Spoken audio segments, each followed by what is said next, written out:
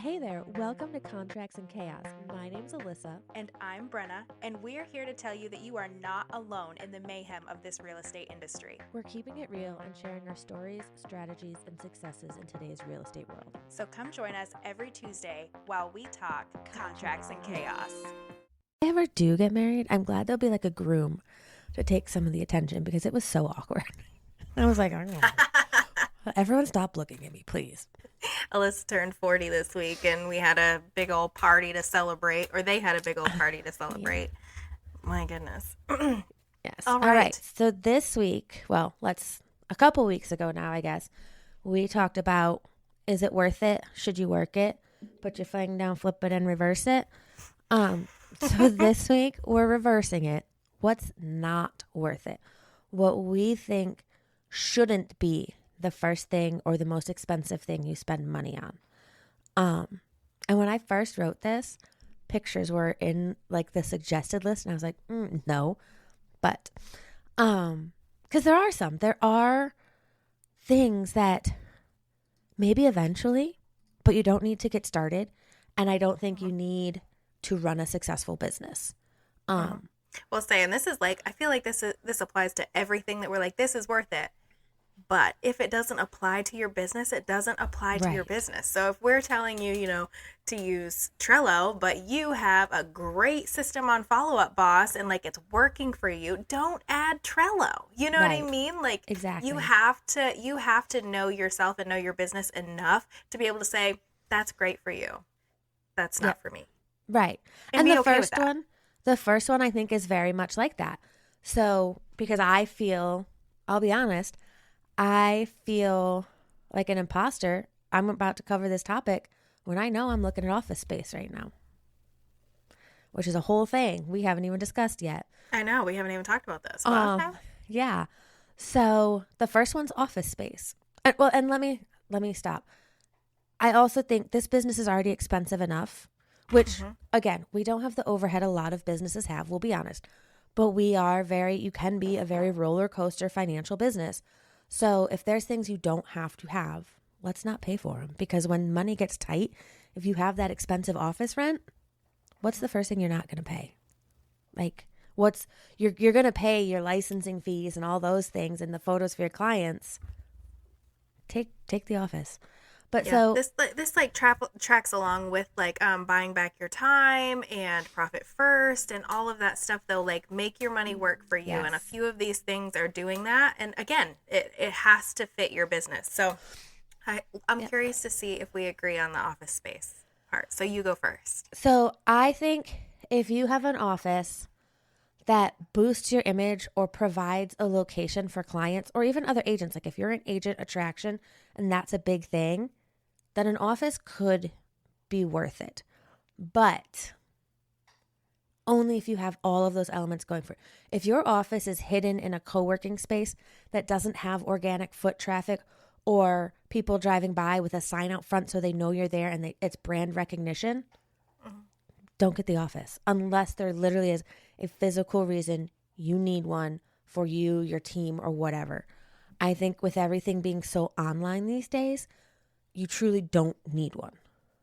I think we're seeing less and less like client interactions at an office. I've had buyer consultations at Starbucks, at a local coffee shop, out to lunch, at a park, Yeah. like so many different places. I don't think that it's necessary to be in a conference room. With that being said, it was a desk space, like I had my own little office space at a KW office in Statesville, and I loved it.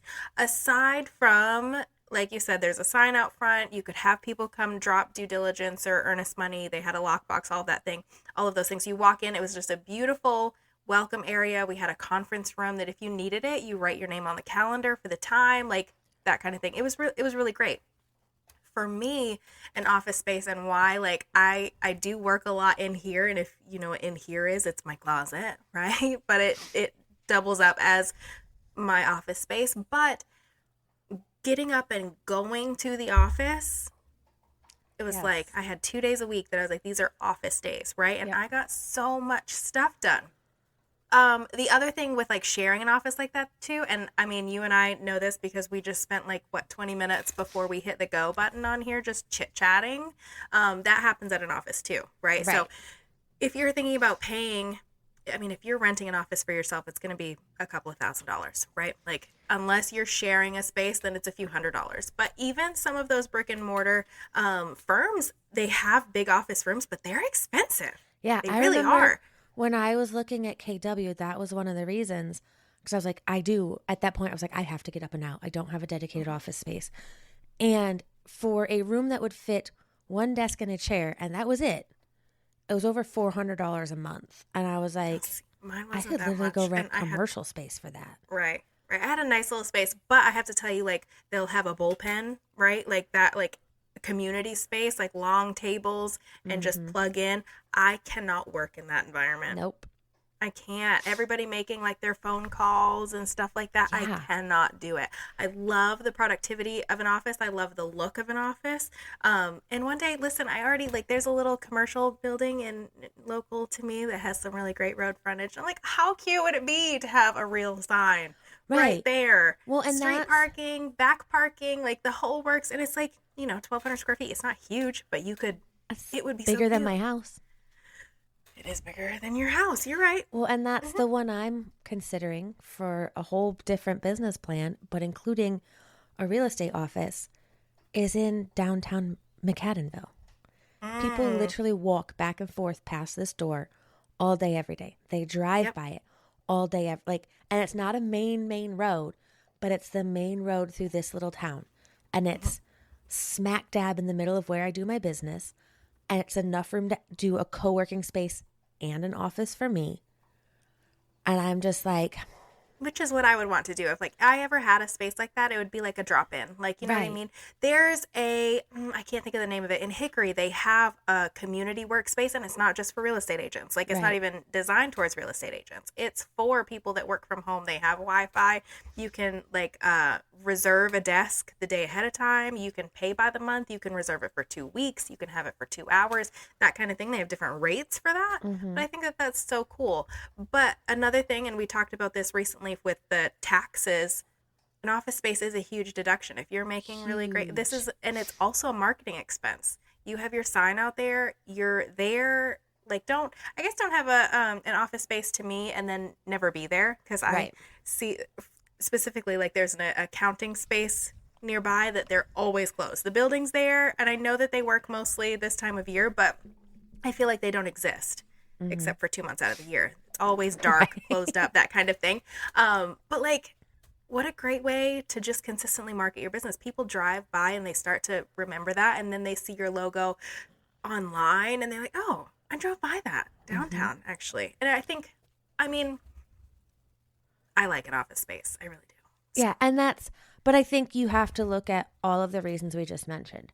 Again, if it's a co-working space, like if you're doing it for that recognition that you just mentioned, the brand recognition, then a co-working space is not what you want unless the other people in there are going to be firm referral partners. Because if you're tucked down a hallway inside a building with no signage for you specifically out front, then there's no recognition. It's more of a workspace because you need to get away. You have to get work done. My caveat on this one too, if you are struggling, you know what I mean? Like that kind of like, go to the library. Go to the library. You don't need to spend money on an office. It's like, it goes the same way with me for like buying leads. Like, if you're not working the free options that you have to the fullest extent that they can provide for you, then don't throw money at it. Right. Absolutely but that's just agree. My personal opinion. Yeah, and like, because there are times I've left and gone, I don't have kids or anything at home, but Mabel's on a run that day where it's mommy, mommy, mommy. And I'm like, I'm going to the library or I'm going to a coffee shop because I can't be letting her in and out every 20 minutes, because that's what she feels like doing today. So yeah, there are ways to do that and get what you need without paying for an office. Yes. So, okay.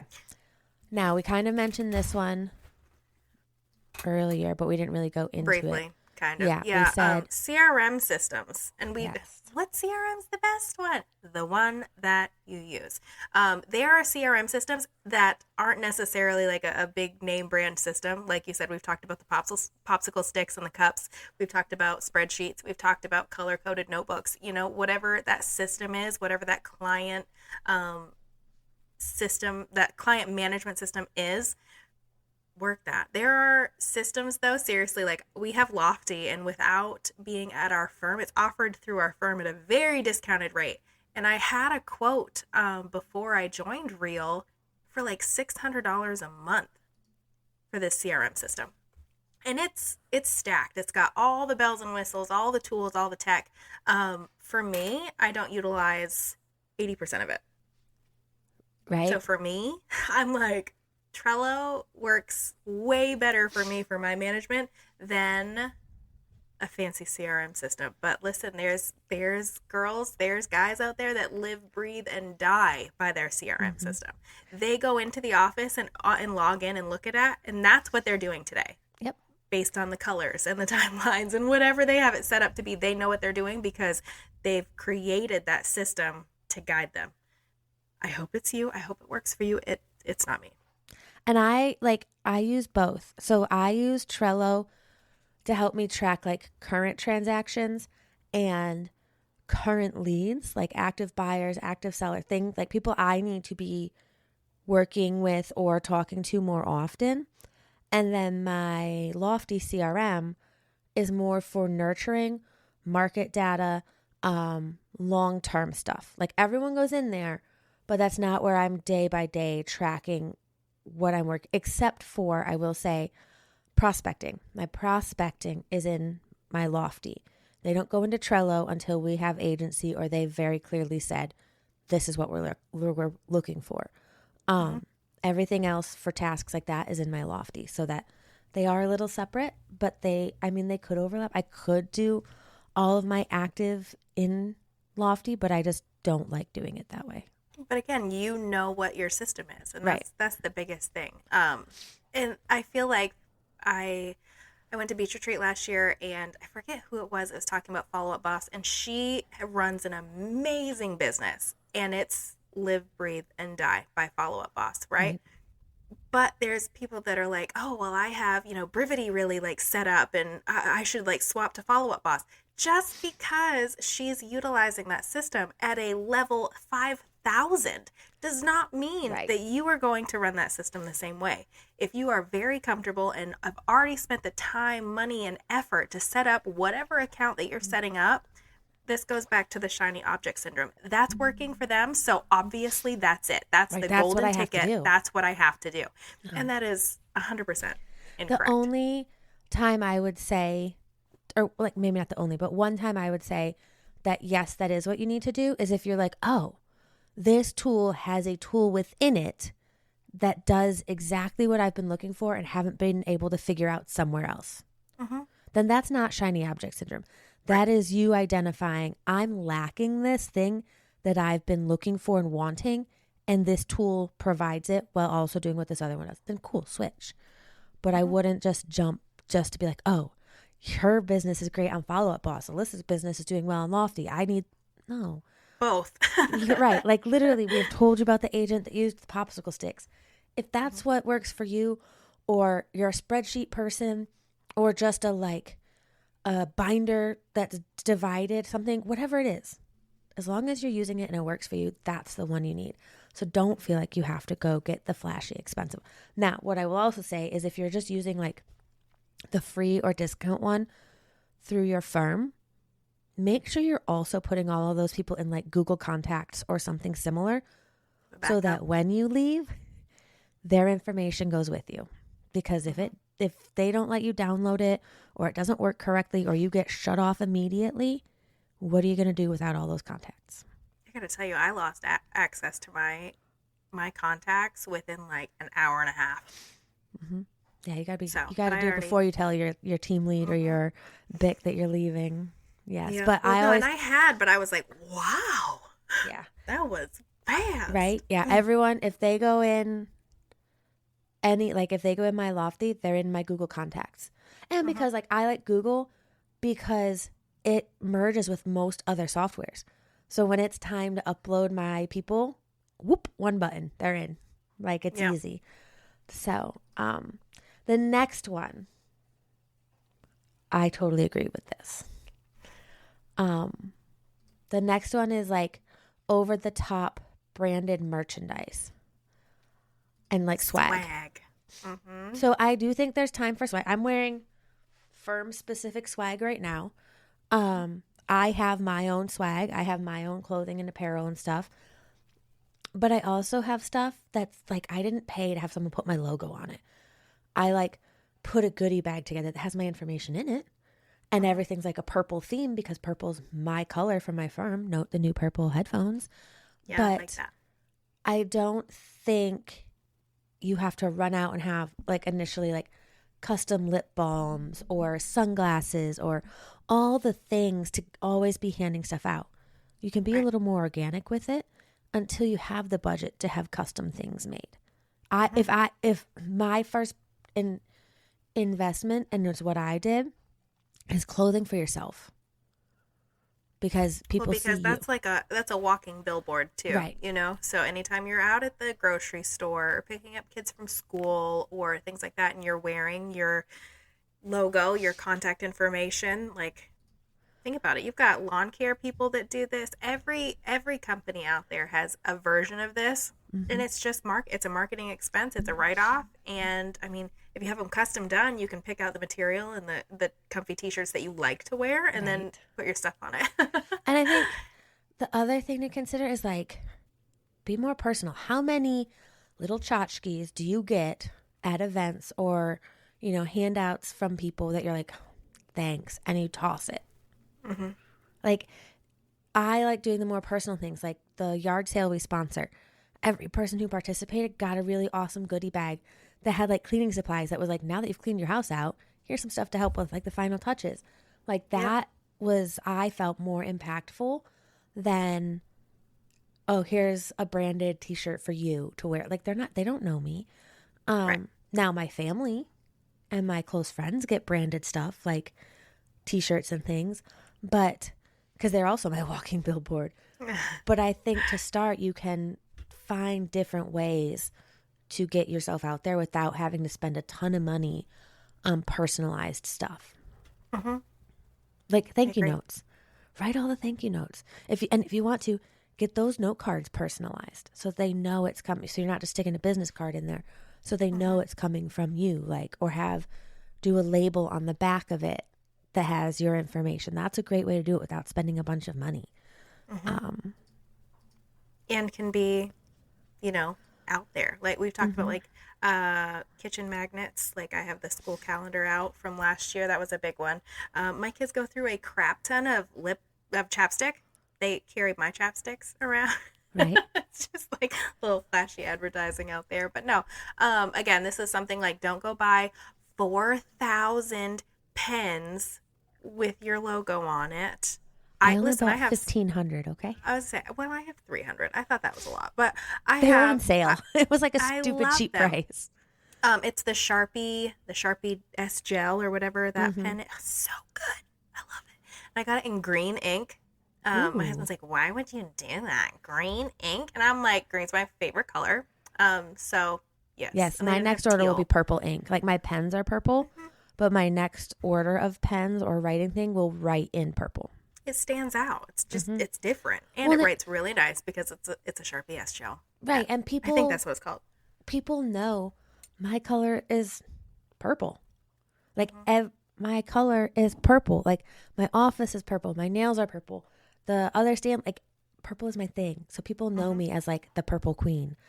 Yep. Not the pink queen, Carrie. You've got that one on lock. She's got that one on lock. Nobody's gonna be. So yeah, it's a cohesive extension of your brand because your brand colors have like a tealish green in there. So yeah, that makes sense to me. Yep, I love green. And the only other one that I you might remember this, I did like the orange and pink for a while. Yes. I like that, like 90s checker pattern and smiley faces is still like so me, but I'm like, is it really like real estate-ish, you know? Right. Well, and that's like we have to find that fine line. Like I go with a lot of not neon colors, but fonts that I can make look like a neon sign because I love Mm-hmm. neon signs. I have since I was a kid.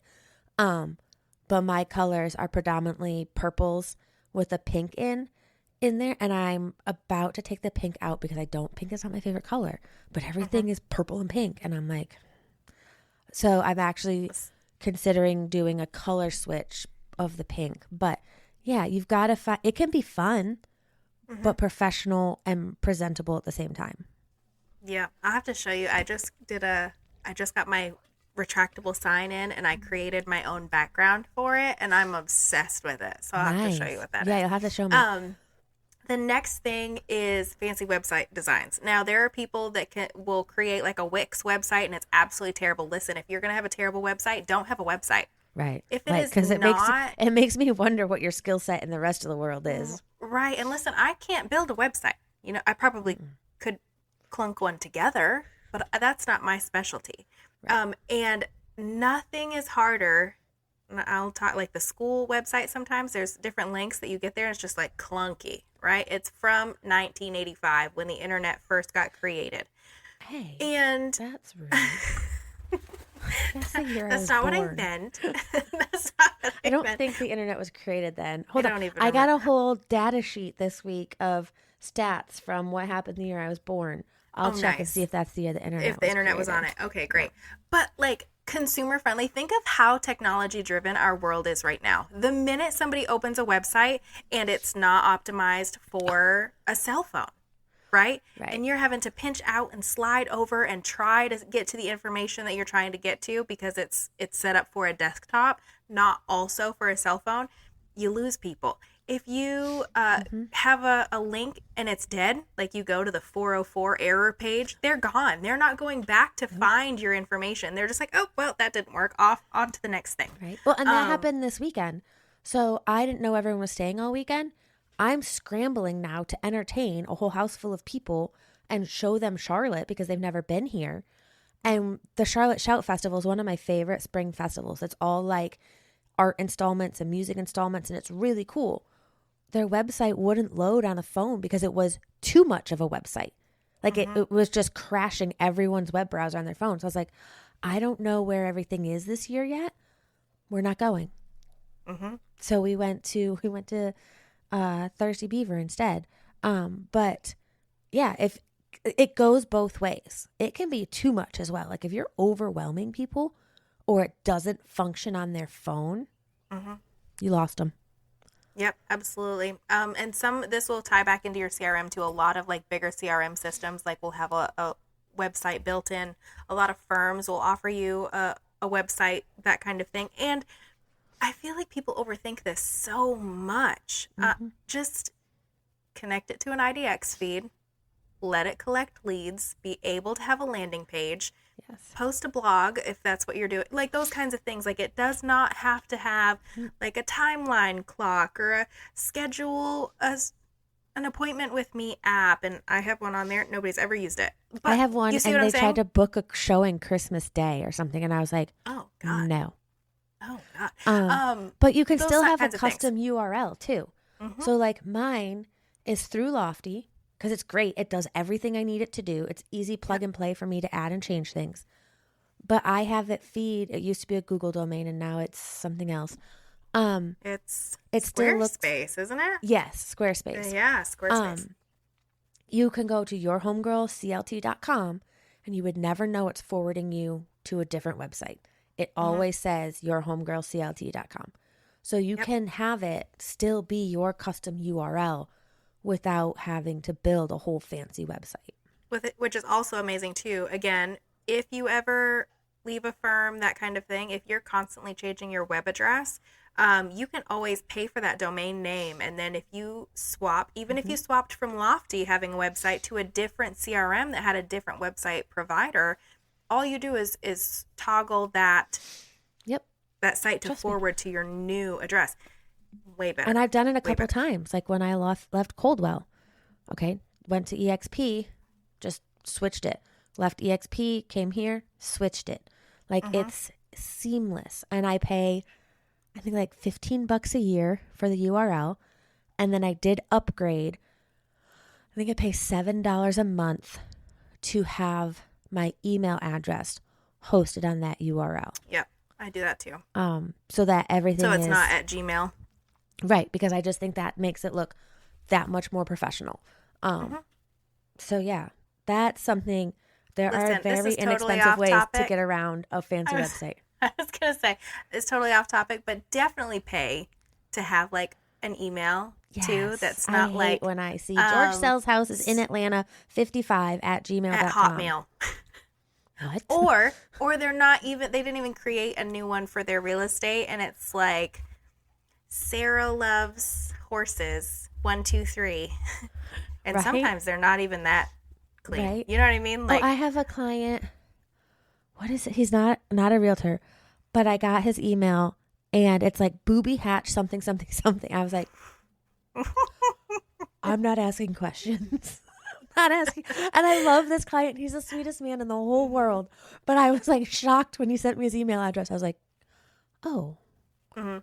Whenever I get, this is so funny. Whenever I get a lead or a client that has an email address like that, you know, the spots in the contracts where you can put in like their information and stuff like that, like as an informational piece, I don't put that in there. No, I never put that in. No. Nope. But okay, so you touched on this one a little. Do you want to go over this? Like you were comparing it to office spaces earlier. Yeah. Paid leads. You know, it's one of those things that we've talked about this before. There are real estate businesses and firms that run 100% off good old Google or pillow ads or whatever it is. They're investing that amount of money. They know what their ROI is coming back out of it. And that's great. That's their business model. That's how they perform. I say our because we're basically on the same page about this, right? Is if you're just like, oh my gosh, like I need a closing, I'm going to spend $2,000 on leads this month. No, I'm not. Like, first of all, if you're going to do something like that, it's just like farming a neighborhood. It's just like prospecting for sale by owners or expireds. You cannot do it for one day and it pay off. You may get lucky. You might get a listing that first day that you start calling for sale by owners. I mean, I did way back in the day. I got lucky. But this is a commitment thing. You cannot spend hundreds or thousands of dollars a month for 1 month and expect to close 6 deals because they said that they were going to give you 5 to 15 leads. Yeah, you're better That's off. not how I that would works. sign up for like an op city or a realtor.com instead. It's like a referral. Yeah, where you pay at closing but it's going out to everyone. So whoever catches it first gets it. Or like round robins for other things. But I know an agent, she's been paying like $1,200 a month for leads for over a year. She's closed maybe 2 or 3 from there in the last year. And when I did the math for her of her sales volume versus even just all of her sales that didn't come from the leads versus what she paid, she lost money.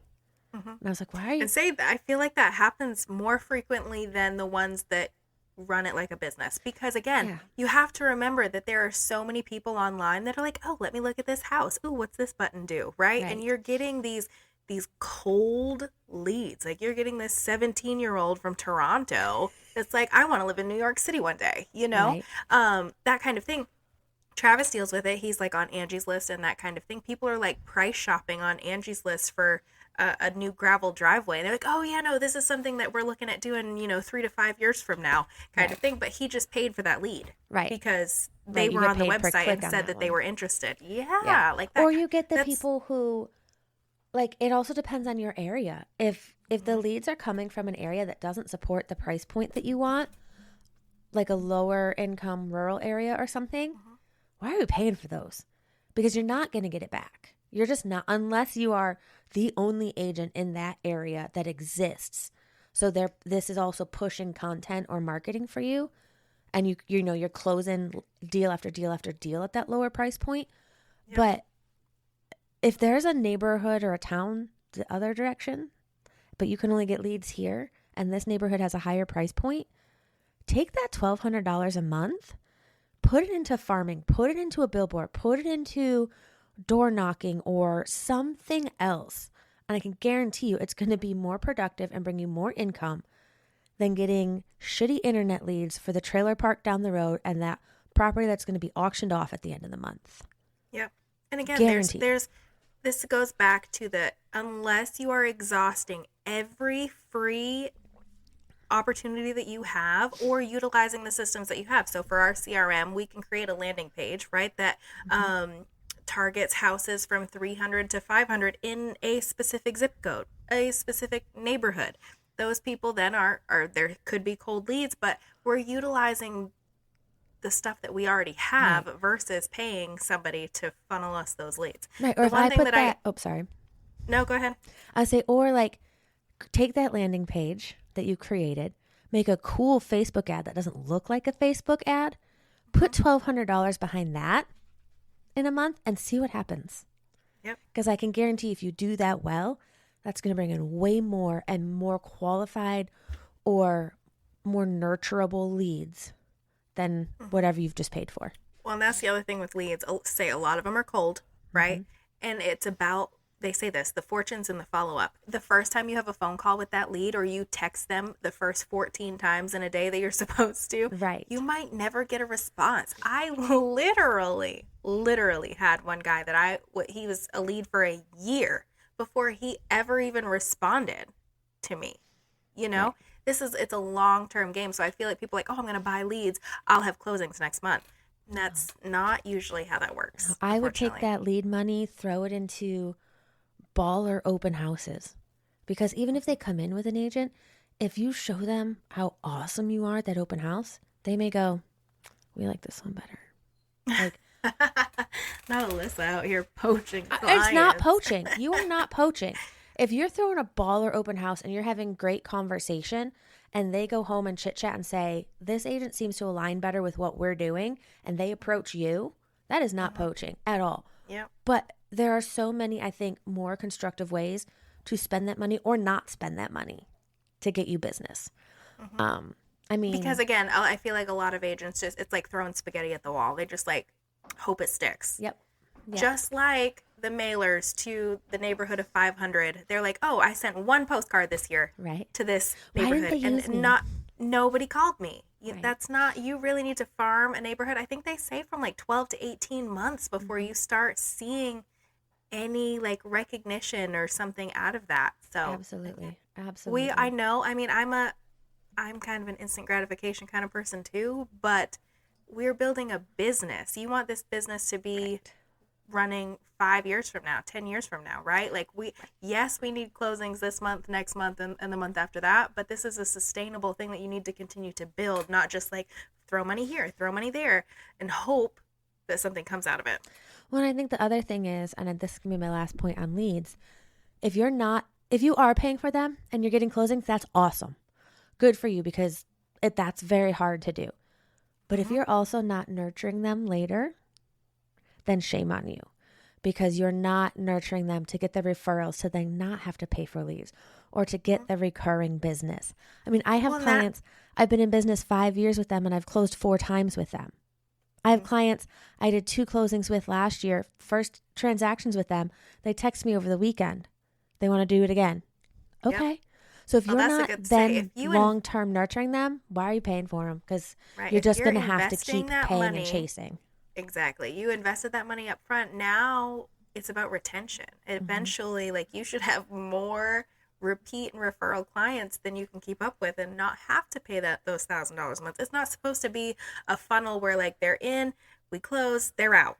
Right. They're in, we're closed, they're out. You know, like that's, I don't know. And that, again, that's our business model though. We are much more relationship driven, and there are agents out there that work it like just a consistent lead. New people. Right. And there's nothing wrong with it. But if money's tight, that's probably not the way to go to get started. Unless you are working it like a car salesman and picking up that phone every day and calling every single person repeatedly, the 2 times a day for 7 days or whatever it is, then go get it. Yep. Okay. Let's talk coaching. Yes. Coaching. One size fits all.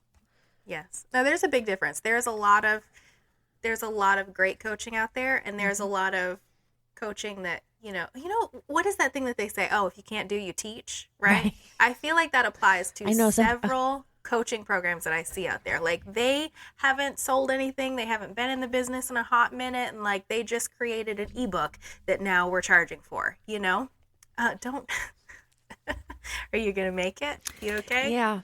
Yeah. There are people that run very successful coaching businesses, and people get coaches that aren't necessarily in the real estate business to coach them as well. But the people that are in real estate inside this business still, not in 2002, 2008, not, any of those times, like Right. today, last week, like they're seeing these changes. They are so much more readily available to tell you what they're seeing because they've had the experience and they are experiencing this market with you too. Right. Even if you're in a small firm and the BIC is going to be your coach, ask them when the last time was they sold a house. Because my BIC at my first firm was trying to quote unquote coach us, and she hadn't sold a house in 25 years. All she wanted me to do was send postcards to random neighborhoods over and over. And I was like, that's not the millennial in me is telling you that's not going to work.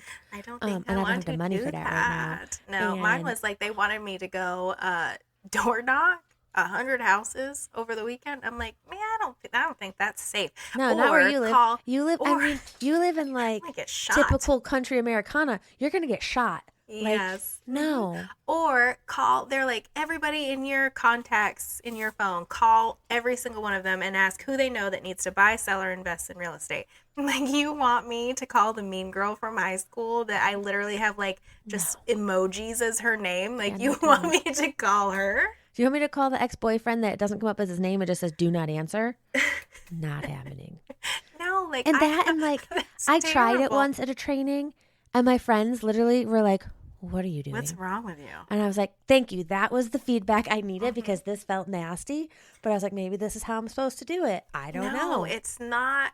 I don't know. It doesn't work for me. It works for people, but it doesn't work for me. Because I'm like, it's so off brand for me to be like, hey, like I'm more apt to just call you and be like, hey, how are you? How are the kids? I saw this. This reminded me of you. Not like, hey, it's May, which means your last name's on my list. I'm just calling to see if you needed somebody to sell your house. Right. Oh, you don't? How about your mom? Right. Your cousin? Right. Did your friend tell you that they wanted to buy a rental property? Right. Like that. That's just. Now, there are ways to go about those phone calls and be organic and be like, oh, I saw on Facebook that like the kids did this. That's awesome. 100%. Like, have a great conversation. And you can follow that alphabet thing to make sure you are touching in with people, but it doesn't have to be, do you want us to buy a house? Like, be I don't want to say strategic. Yeah, tactful, polite, organic, true, like truthful. Just be a good person. We've said this before too. Yeah. Be a good person. Yes. Be genuine. Be involved. Like genuinely care about people, and it comes around full circle. Every Absolutely, time. It does. Okay, the next one. We have talked about this before. So it's premium listing services for standard homes. This does not mean cell phone photos. I'm going to say it right here as boldly as possible. If you say this means cell phone photos, call me and I will pay for your first photos. Because absolutely never is there ever an excuse. I don't care. Maybe for a piece of land, but even then, I would just have my guy go out and do a drone photo with an outline of the lot. I was going to say, because honestly, the worst land pictures are the ones that they pulled off on the side of the road, snapped a picture of the trees. You can't see anything. Right. And they're like, oh, this like 43-acre parcel, and come see it. Right. Now, I will admit, I had a small land listing when I first got started, and that's what I did for it. But I've learned. So to learn from my mistakes, pay your photographer to at least, and probably all you need is land, like overhead with the outline. If it's in a neighborhood, have them do neighborhood photos so they can see what the neighborhood is like. Yeah, like those gated communities. Yeah, that have or local like the attractions. Or I love the ones that are like, here's where the land is. Over here's the commute to Charlotte. It's going to be 20 minutes from here. Here's the commute to Crowder's Mountain. It's 5 minutes. Like, do that. So people, give them something to look at. If there's a creek, go in and take a picture of the creek. And like, show it on the overhead. So you'd be like, it's back here. But it's the same thing that we do with like our virtual walkthrough tours of the house, right? right.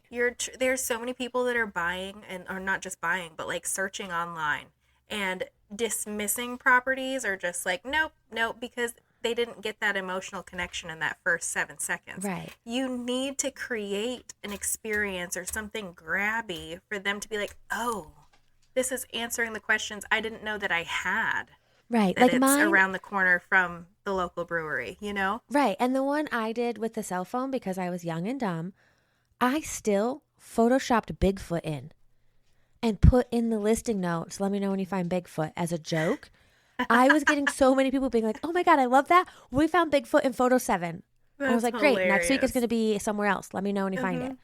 But That's like great. for a property, like that's the minimum is good photos, whether it's a house, whether it's land. Pay the pro to do it because it's not only helping you market the property, it's your reputation and your portfolio. So Yes. when people pull up your old listings, because let me tell you, they can go to Zillow, they can go to realtor.com, they can see what you have sold in your career. And it is going to pull up your listings with your photos. And they're going to know, oh, she does crappy photos. Like that house doesn't look that great. Well, it could have been $1 million house with crappy photos. Like Exactly photos right. are worth it.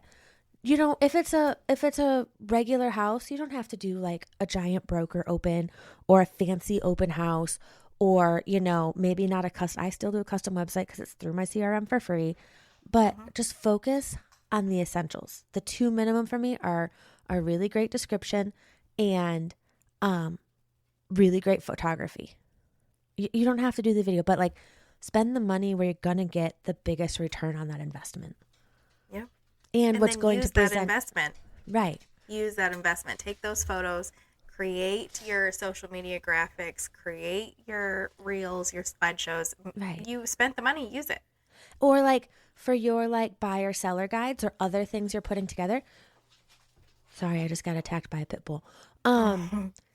Use your actual listing photos in those things so that when you're going through this with clients, you'll be like, oh, that's the Jones house. I sold that one in Mount Holly 3 years ago. Such a great couple.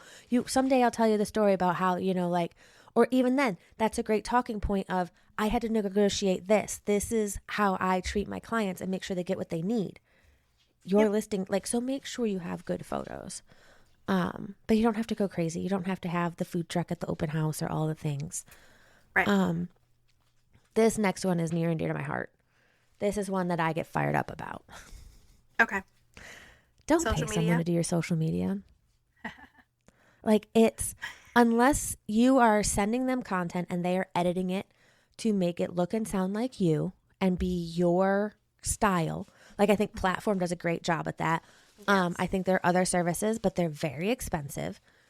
I've never Because paid they're very them. good at what they do. Right. Because otherwise you have these canned, like just a regular little template, whether they did it on Canva or something like that. And then whatever words they came up with, it's copy pasted, you know, Right. and it doesn't sound like you. People are like, huh, that's weird. It's very vanilla, you know, Right. it's not And it doesn't on convert. brand. There's an agent I know, and every time I see her, and I love her dearly, and she's very good at real estate, but she keeps trying to outsource her social media because she doesn't like social media. And it's all templates, and it's stagnant, and I'm like, it doesn't convert. It's Like hard. even when Listen, I look at it, I'm like, I wouldn't buy a house from you because people okay, are it's being not it looks like a sold business to. card. Right. Yeah. People are being sold to all day, every day, you know? So the moment your brain is like, that's an ad, you know, they're trying to get me. Right. They keep You scrolling. need to show your personality. Like even just grab that 98% of my videos, even without a microphone, are me holding my phone, blah, blah, blah, blah, blah, blah, blah, blah, blah, quick edit on Splice, throw it up there and we're done. And people get to see me and they get to see my personality. And like I put one up there a couple weeks ago that pissed people off. But you know what? I gained 3 referral partners out of it and a new buyer because they were like, I love that you told it like it was. Like I was like, don't be an asshole. This is how you avoid being an asshole as a seller. And one guy was like, that was so unprofessional. So my next reel, you know what it was? Me, a hot mess in my pajamas still that morning, setting the phone down, stepping on it, picking it back up. And the first one I was a mess, it was his comment. It said, thanks for the info, but I would never hire an agent that's this unprofessional. Yep. And when I picked the phone back up, it was me all ready to go for showings that day with a review from one of my clients overlaying it saying, here's all the things she did. Like they laid it out in that review. And people were like, oh. So if I had just put a template up saying, don't be an asshole, or things you shouldn't, it would be, because people wouldn't put that in a template. It would be like, the theme of my birthday party was WTF. So if I'm offending you cursing, sorry, not your podcast. But it would be a template of like 10 ways to avoid being a jerk or avoid, being a bad seller, where I was just like, don't be a dick. So people would not get my personality. And when I show up and I'm a little rough around the edges on the second showing, they'd be like, who did we hire? Who is this? Versus I just grabbed that cell phone, quick video, boop, done for free.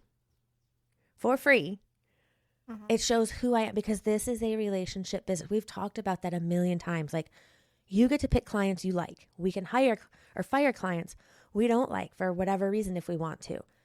That goes two ways. Yes. So they need to learn who you are. You need to build that parasocial relationship on your social media. And maybe we haven't done an episode specifically about that. I'm going to dig back through, and if we haven't, we're going to go into this one week. So that your vibe attracts your tribe. Right. Like, I know everything about the Kardashians. You want to know why? Because they're everywhere. Because it's all video content. It's not them with a template trying to sell me Spanx or whatever fancy jeans they're now selling. But I know about those things that they do. I guess it's Skims, not Spanx. Sorry. See? Even I know the correct brand, and I hate those women. But I know because they've built that relationship through their social media, through their television. Like, that's what you have to do. So don't... You feel like you're their friend. You feel like you're a part of their life. Right. Because and you if know who they video are. editing's not your thing, go to YouTube. There's tons of tutorials. Find an easy app. I love Splice. A lot of people like CapCut. I wouldn't pick CapCut because if TikTok goes again, then CapCut's gone. Oh, no. But yeah, they're related. They're owned by the same company. Or like get on Fiverr and pay someone $20 to hire that reel. Don't pay hundreds or thousands of dollars a month. Or you know what?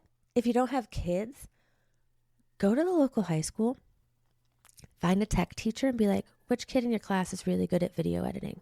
Mm-hmm. And it'll be on trend every time. I can guarantee it. Pay them $20 to edit a video for you. Right.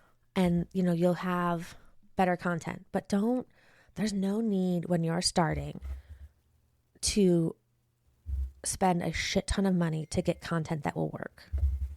That's absolutely. I think that was my soapbox for the day. Mm-hmm. Like, because even your listing videos, if you can't do the above and beyond, you can still shoot a pretty decent listing video with your cell phone. The technology will smooth it out if there's any jiggles. You can do the transitions, overlay the music, like, just to at least get something is better than nothing. Mm-hmm. And it looks more personal and organic, and people will trust you more. Like, yeah. Don't feel like you have to sing and dance on TikTok. I don't. No. Oh, God. No, nobody wants to see me sing and dance. No. That's the past life. The last one we have on here, we kind of already talked about, like big advertising budgets and cold markets. Like, you really have to, this goes back to the buying leads, essentially. Like, don't put your billboard on the side of the cow pasture between here and Lincolnton. Like, no, it's just maybe not. Maybe don't do that. Right. Like, the one I want is on the main drag into the town I'm doing all of my farming in. People are going to see that if I get this billboard every day. Mm-hmm. Or like, don't spend a bunch on mailers to a neighborhood where no one knows you. Door knock that neighborhood for a couple months first. Or even if it's not door knocking, like, drop things off. Like, do a newsletter for that neighborhood with a QR code to get them to your website. That's a great way to pull them in, and then you can make that newsletter digital and then expand there. That's what I would do first. Yep. Say the idea on this, and again, we said this in the beginning, it's different for everybody.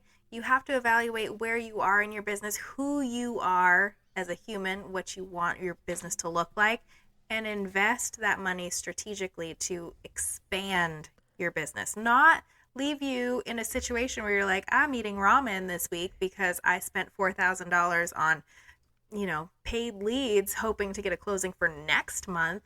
That's not what we're trying to do here. And again, stop trying to copy paste people because it's working for them because it's who they are. Taking the exact same thing that they said and posting it on yours, first of all, it's not going to do as well because it's copy and pasted, and Facebook is smarter than that. Secondly, it's not who you are. Right. Just, again, shiny object syndrome. Find out who you are, be comfortable in what you bring to the table, and be proud of that. And there's a million of us. You have to stand apart, and the way that you stand apart and you stand out is by being you, not by trying to be the real estate agent down the street that does it differently. Right. And I think my last comment before we wrap this up is, if you are worried that you have shiny object syndrome on something you want to step forward with, I hired a coach last week and I was worried about that. Before I pulled the trigger on that, I phoned a friend who I firmly trust, who has a ton of experience, who I know knows so many people in this industry.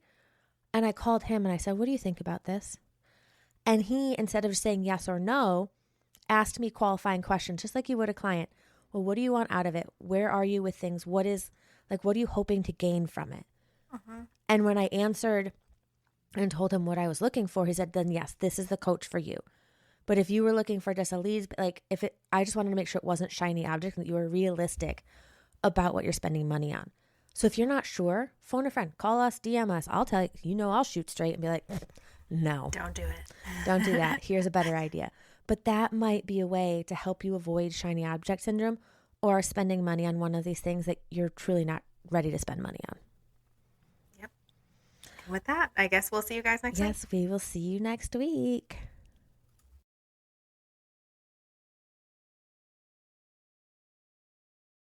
We just finished another episode of Contracts and Chaos, but believe me, the chaos does not stop here. So check out the show notes for our email address and where to follow us on socials, and we will see you next week.